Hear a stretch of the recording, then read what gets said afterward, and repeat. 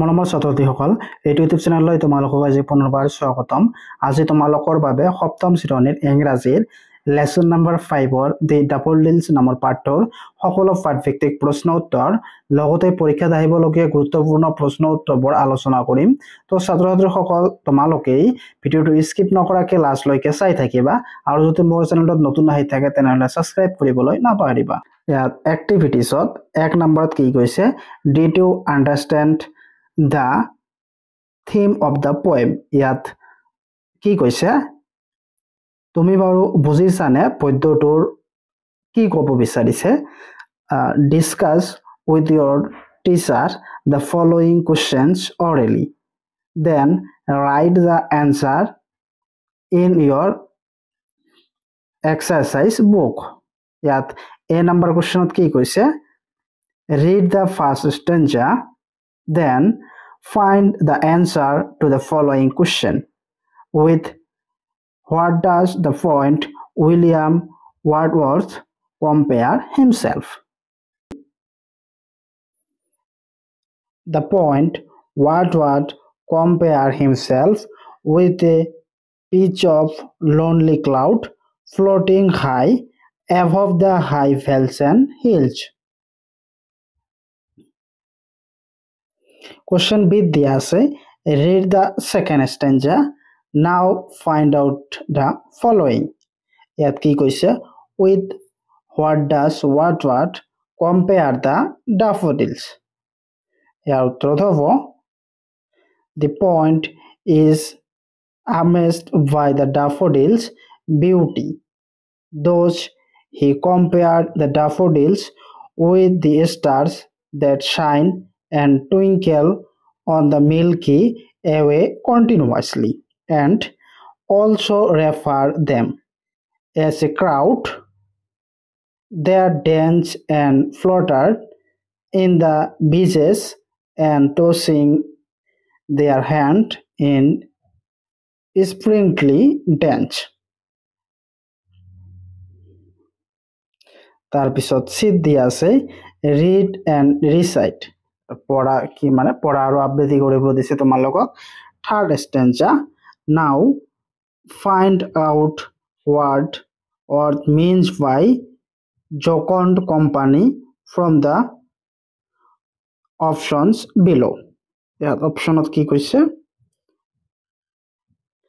1 number অপশ্যনত দিছে happy and cheerful, 2ত দিছে talkative আৰু 3ত দিছে quiet and sad। ইয়াৰ শুদ্ধ উত্তৰটো হ'ব 1, happy and cheerful।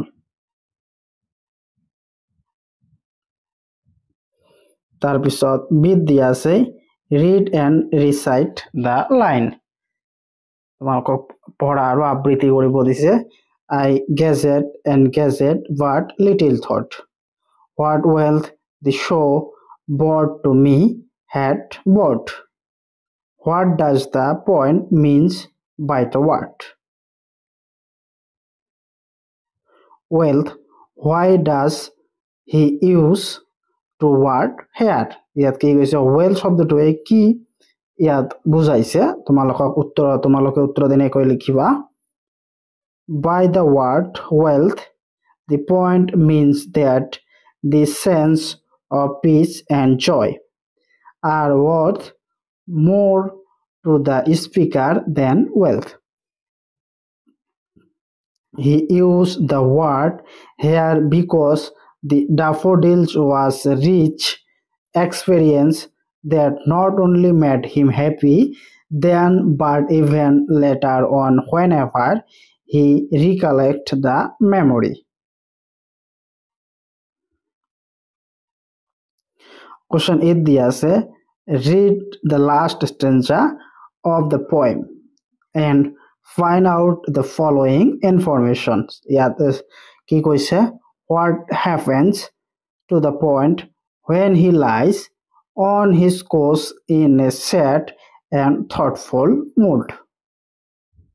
ইয়াৰ উত্তৰত এনেদৰে লিখিবা, when the poet lies on the couch in a sad and thoughtful mood, he calms down from the cloud and reveals the reality of his current physical state, even thought he no longer sees the dancing waves and golden daffodils.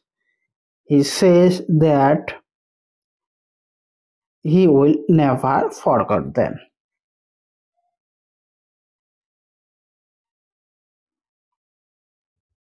তাৰপিছত 2 নম্বৰত দিয়া আছে choose the correct options in each of the following question.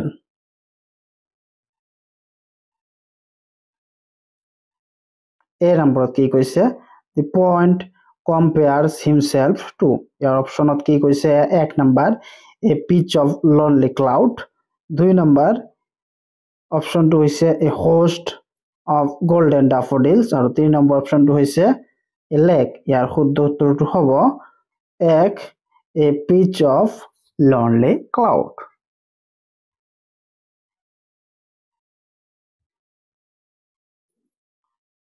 তাৰপিছত option B দিছে while wandering alone the point show ইয়াৰ 1 number অপশনটো হৈছে a crowd of people 2 number অপশনটো হৈছে clouds floating over vales and hills আৰু 3 নম্বৰ অপশনটো হৈছে a host of golden daffodils আৰু 4 নম্বৰ অপশনটো হৈছে a lake ইয়াৰ শুদ্ধ উত্তৰটো হ'ব 3 a host of golden daffodils.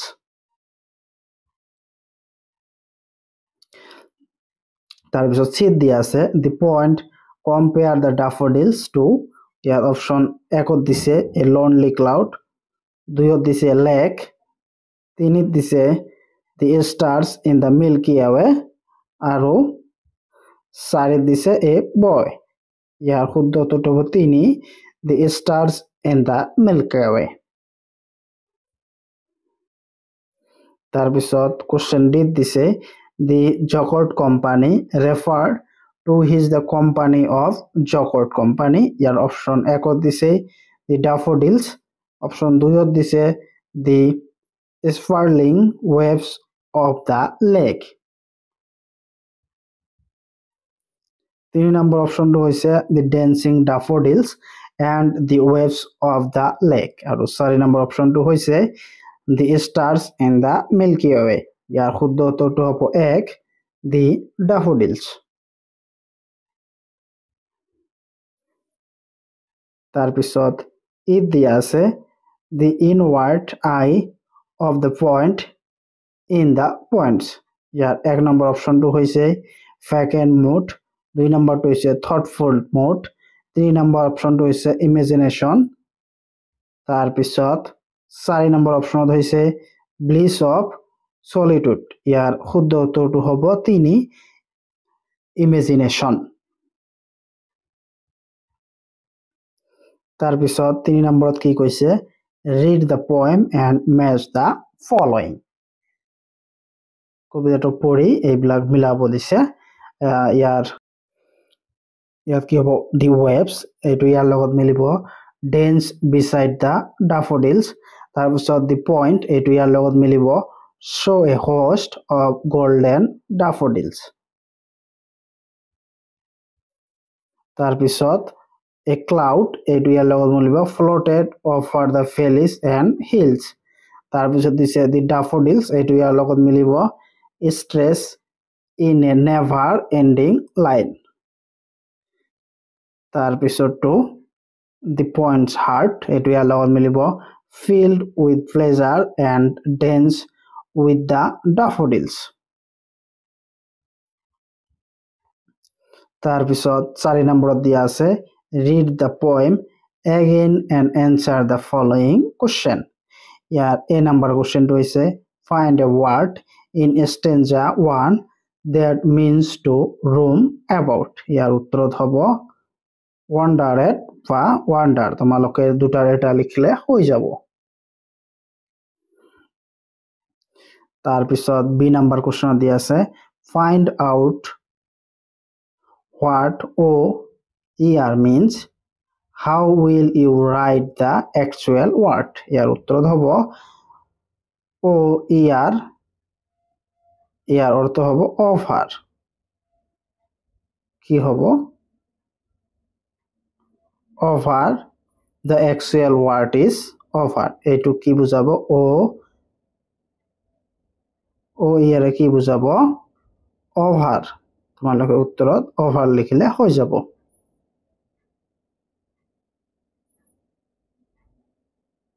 তাৰ পিছত সেট দিয়া আছে find a word in a stanza 2 which means a lake ইয়াৰ উত্তৰত হ'ব a bay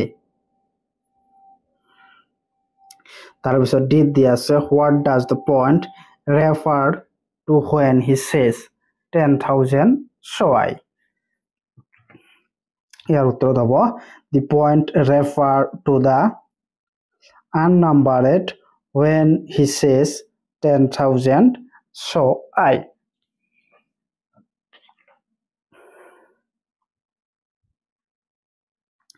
if কি কৈছে what is sprinkly dance ইয়াৰ উত্তৰত হ'ব sprinkly dance means dancing in glee তাৰ পিছত f দিয়া আছে give another word is for glee and joker ইয়াৰ উত্তৰত হ'ব glee ইয়াৰ অৰ্থ ইয়াৰ glee বুজাইছে happy and feeling of great delight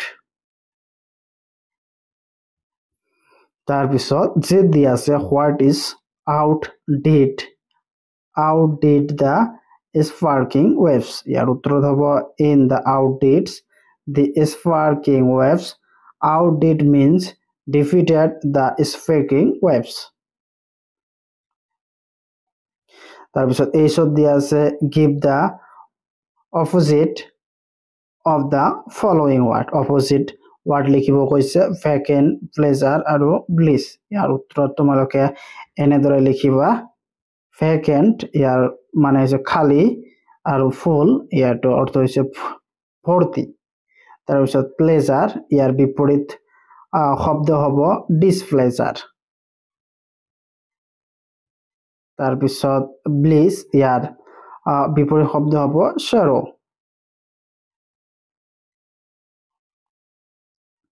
তাৰ পিছত 5 নম্বৰত কি কৈছে a beautiful poem is meant to be recite listen to the teacher reading to you following pairs of words from the poem then repeat the word after the teacher and practice the pronunciations of each word this will help to recite the poem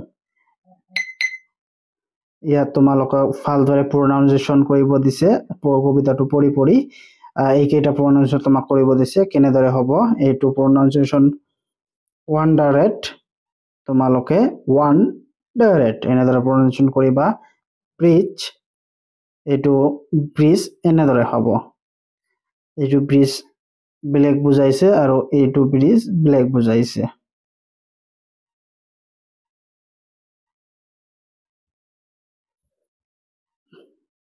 তাৰপিছত shine sing stress straight তাৰপিছত day show মানে একে pronunciation কিন্তু শব্দকেইটা বেলেগ বেলেগ এছে flash heart hand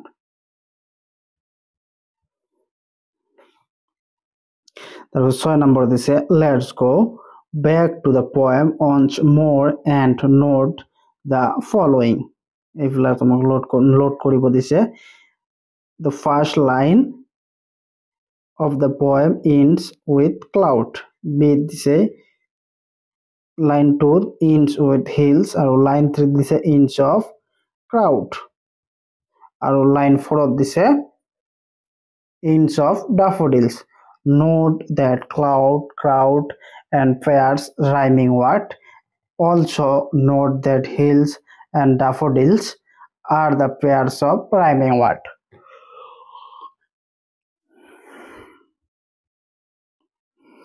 now make list of their rhyming word তোমালোকক rhyming word বিলাক মানে শেষত মিল থকা rhyming মানে শেষত মিল থকা word বিলাক লিখিব দিছে ইয়ার জন্য হচ্ছে ট্রিস ব্রিজ, ট্রিস ব্রিজ, এটা এই দুটা হবো rhyming word. Thought broad, shine line, lie I, away bay, mood solitude, তাৰপিছত glance dense, fields daffodils, they gay. তাৰপিছত কি কৈছে choose from the box word rhyming with the underline word and complete the sentence. তাৰপিছত কি কৈছে choose from the box the word rhyming with the underlined word and complete the sentence. Still dancing mood breeze, ইয়াত 1 নম্বৰত কি কৈছে the sun is shining and the girl is কি হ'ব ইয়াত dancing, ইয়াত কি হ'ব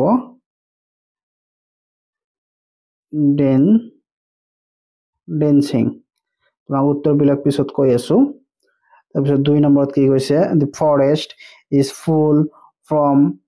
full of green trees and the flowers are dancing in a cool, ইয়াত খালি ঠাইত কি হ'ব তোমাক কৈ আছো। তাৰপিছত 3 নম্বৰত দিছে on the top of the bears hills I stand mood and, ইয়াত খালি ঠাইত কি হ'ব তোমাক কৈ আছো। তাৰপিছত 4 নম্বৰ আছে don't spoil my days by being so rude,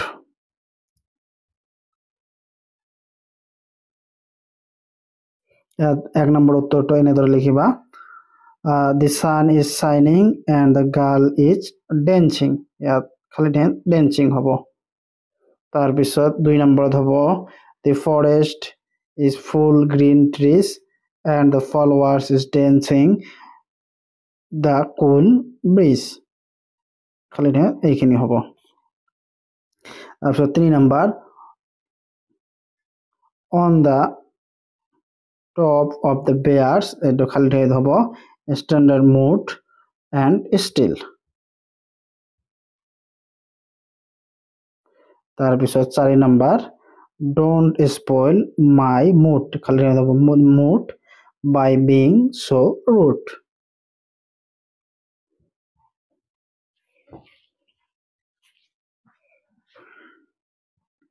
তাৰপিছত 7 নম্বৰত কি কৈছে rewrite the following poetic lines in everyday English। 1 number আছে 10,000 so I ate glaze, 2 for oft when on my couch I lie in vacant or pensive mood। so 3 number then my heart with pleasures fills,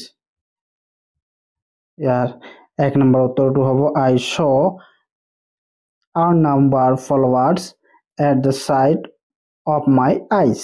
2 নম্বৰটো হ'ব often when I was lying in my bed thinking anything in sad moment, আৰু 3 নম্বৰটো হ'ব when my heart filled with pleasure। তাৰপিছত beet দিয়া আছে find 2 words in the poem that are poetic in the form and are not used to prose, write a sentence illustrating the use of each of 2 words। এইটো ও ইয়ার এইটো হ'ব over,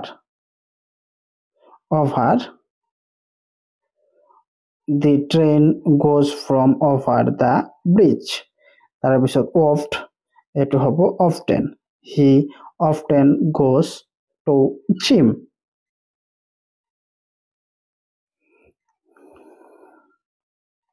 তাৰপিছত শীত দিয়া আছে same এনেদৰে gauge, এইটো হ'ব he gazed at the lily flower। তাৰপিছত stare, the girl stares at the frog when she walks from there। 8 নম্বৰত কি হৈছে note that one word in each of the following line It's wrong. Rewrite the extract below by replacing the word in the correct word of the poem. The trees beside them dance, but they outdid twinkling waves in glee. A cloud could not but the K. In search of joyous company, I gazed and gazed, but also thought, when will the sign of me had what? ইয়াৰ উত্তৰ তোমালোকে এনেদৰে লিখিবা the waves beside them dance but they outdid sparkling waves in glee. A point could not but be gay in such joyous company.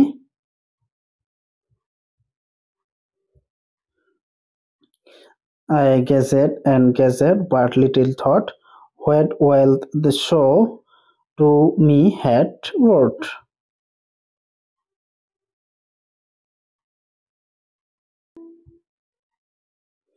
Action word meaning তোমালোকে ইয়াৰ meaning বিলাক হ'ব ওয়ান্ডাৰ মানে ঘূৰি ফুৰা, ফ্লট মানে উপঙা বা উৰা, তাৰপিছত শো মানে দেখিছিল, ফ্লাটাৰিং মানে পাখি কোবোৱা, তাৰপিছত ডেন্সিং মানে নাচি থকা, শাইন মানে পোহৰ দিয়া, তাৰপিছত টুইংকেল মানে তিৰবিৰাই থকা, ষ্ট্ৰেক মানে বিয়পি থকা, তাৰপিছত টচিং মানে লৰাই থকা, ডিট আউট মানে চেৰ পেলাইছিল। তাৰপিছত 12 নম্বৰত কি কৈছে I action word that have written referred some kind of action or work done by the point. Such words are called verb. Write down some action word in the column A, column B that match with the nouns in column A. তোমালোকক column A আৰু B ৰ লগত মিলাব লাগে। তোমালোকে এনেদৰে মিলাবা cloud, float, golden daffodils, bloom হ'ব, তাৰপিছত stars এটো হ'ব sparkle, তাৰপিছত sparkling waves এটো হ'ব dance,